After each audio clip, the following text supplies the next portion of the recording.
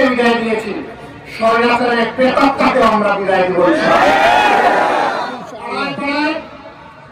আপনারা আগের মতোই যুদ্ধের জন্য প্রস্তুত হয়ে যান।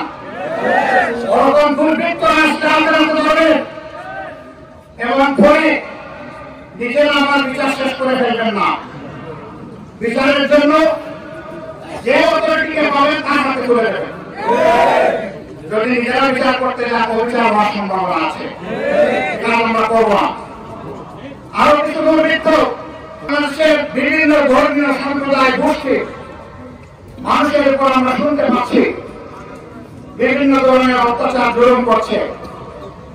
যদি কেউ বিপ্লবকে ব্যক্ত করার জন্য নাটক করে থাকেন, তাহলে আমরা বলবো বিপ্লব নস্যাৎ করার জন্য যারা নাটক করেছিলেন তাদের নাটক যেমন ব্যক্ত হয়েছে, আপনাদের নাটক করতে এমনি ব্যক্ত হয়েছে। আমরা সেই নাটক সফল হতে দেব না।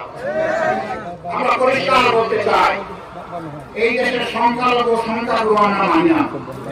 বাংলাদেশের জমিনের উপর যেই জন্মগ্রহণ করেছে ধর্ম যাত্রা, কিন্তু অধিকার সবার।